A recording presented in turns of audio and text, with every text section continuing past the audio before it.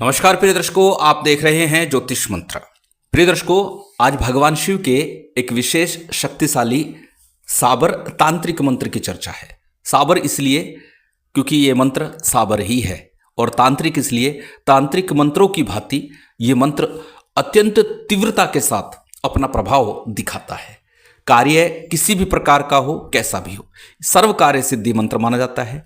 चाहे वो आपके किसी कार्य में अड़चने को दूर करने की बात हो, या फिर किसी प्रकार की नकारात्मक शक्तियों से निपटने की बात हो, लड़ने की बात हो, या उनसे छुटकारा पाने की बात हो, या फिर दड़े सट्टे का नंबर प्राप्त करने की बात हो, हर प्रकार के कार्य में ये मंत्र पूर्ण रूप से कारगर है, सिद्ध है और निश्चित लाभ देता है।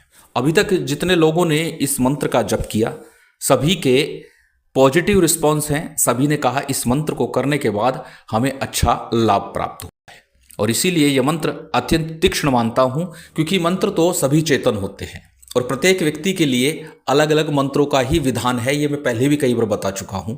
आप लोगों ने भी कई बार सुना होगा, राशि के अनुसार अपने इष्ट का चुनाव करना चाहिए, क्योंकि कई बार आप देखते हैं कि हम हनुमान जी की आराधना करते जा रहे हैं, वर्षों बीत गए हैं, सफलता नहीं मिली। देवी की आराधना की, तुरंत फल प्राप्त होने लगा। तो हमने इष्ट का चुनाव गलत तरीके से कर लिया, या उस मंत्र को हम गलत तरीके से जप रहे थे। कहीं भी किसी भी प्रकार से त्रुटि हुई हो। परंतु आज का जो मंत्र है ये स्वयं सिद्ध तो है ही, तो साथ ही कोई भी व्यक्ति इसे जपता है तो निश्चित उसे लाभ होता है। तो चलिए अधिक विलंब ना करते हुए जान लेते हैं किस प्रकार से इस मंत्र का विधान करना है, कैसे इसे जपना है, और फिर किस प्रकार से इसका प्रयोग करना है। और हमेशा की तरह सबसे पहले बात करेंगे साधना में प्रयोग होने वाली सामग्री की। साधना की सामग्री आपकी स्क्रीन पर है। सामान्य भगवान शिव की पूजा में प्रयोग होने वाली समस्त सामग्रियां हैं, जो भी संभव हो, जितना संभव हो, जैसे संभव हो। भगवान शिव भोलेनाथ कहे जाते हैं। जितनी भी और जैसी भी आराधना बन सके वही इनके लिए श्रेष्ठ होती है। विशेष विधि विधान भी इनके लिए आवश्यक नहीं होता। जिस प्रकार से व्यवस्था हो उस प्रकार से इनकी आराधना करने पर फल की प्राप्ति अवश्य होती है। और ऐसे अनेकों अनेक शास्त्रीय उदाहरण मिलते हैं जब भक्तों ने भूलवश भी अगर उनकी भक्ति की तो भी फल प्राप्त हुआ। ऐसे भगवान शिव और वरदानी का ये मंत्र है। तो जितना आपसे संभव हो सके, जैसा आपसे बन सके, उस प्रकार से भगवान शिव की आपको आराधना करनी है, पूजा करनी है। सभी सामग्री आपकी स्क्रीन पर लिखी हुई है। स्क्रीनशॉट ले सकते हैं, कॉपी नोटबुक में नोट कर सकते हैं। अब जानते हैं कैसे और कब आराधना आरंभ करनी है, यह साधना आरंभ करनी है। प्रिय दर्शकों, सर्वश्रेष्ठ होता है सोमवार का दिन, प्रदोष काल भगवान शिव को अति प्रिय है। तो इनकी आराधना के लिए श्रेष्ठतम होगा कि सोमवार के दिन प्रदोष काल में आराधना आरंभ की जाए। अन्यथा रात्रि काल या प्रातः काल करते हैं तो भी श्रेष्ठ होगा, क्योंकि इनकी पूजा 8 पहर में कभी भी की जा सकती है। परंतु श्रेष्ठ समय है संध्या काल का समय, प्रदोष काल का समय। सभी सामग्री लेकर के भगवान शिव के मंदिर चले जाइए, और वहाँ भगवान शिव का यथाशक्ति पंचोपचार रीति से, अष्टोपचार रीति से, षोडशोपचार रीति से जैसी व्यवस्था हो पूजन कीजिए। पूजन करके क्षमा प्रार्थना कीजिए, समर्पण कीजिए, और फिर निवेदन कीजिए कि मैं ये साधना संपन्न करने जा रहा हूँ, आप मेरी साधना में सहायता करें और मेरी साधना सफल हो, ऐसा मुझे आशीर्वाद दें। इस प्रकार से आपको निवेदन करना है, और फिर घर में रह करके पूर्व मुख होकर के आपको ये साधना संपन्न करनी है। यदि मंदिर में ही व्यवस्था बनती हो तो वहीं करें, अत्यंत श्रेष्ठ होगा। अन्यथा घर में रह के करें तो भी ये साधना निश्चित फलीभूत होती है। अब घर में संध्या काल, रात्रि काल, प्रातः काल जैसी भी व्यवस्था आपकी बनती है, साफ स्वच्छ वस्त्र पहन करके किसी भी प्रकार के ऊनी या सूती आसन पर बैठ करके, कम्बल के आसन पर बैठ करके ये साधना संपन्न कर सकते हैं। बंधन नहीं है कि यही विशेष प्रकार का आसन होगा, ये विशेष प्रकार के वस्त्र होंगे। श्रेष्ठतम होगा श्वेत वस्त्र हो, सूती आसन हो, कम्बल का आसन हो।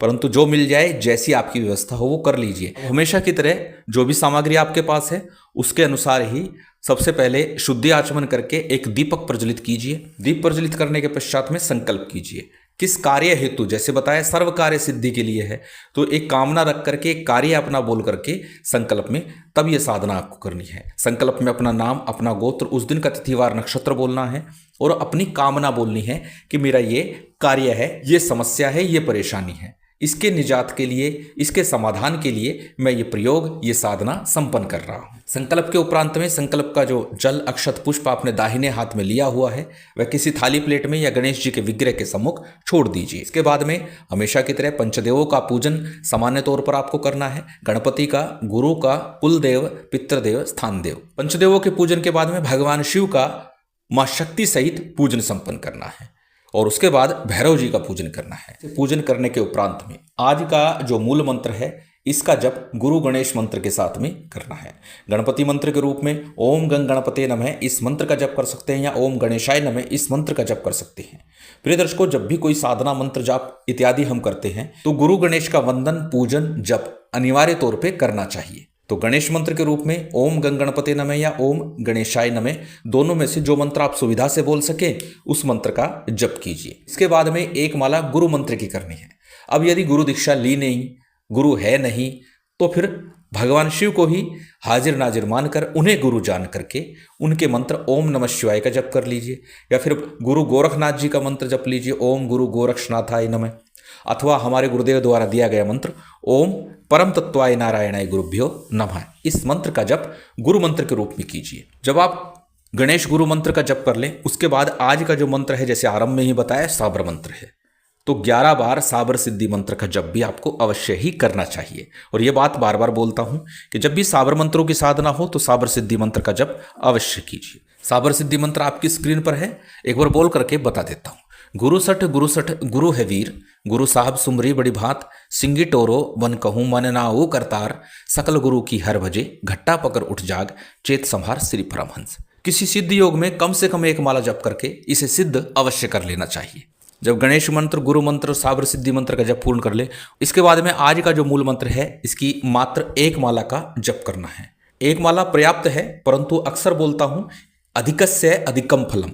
यदि हम शुभ कार्य के लिए कर रहे हैं तो जितना कर सके, जितना हो सके उतना करना चाहिए।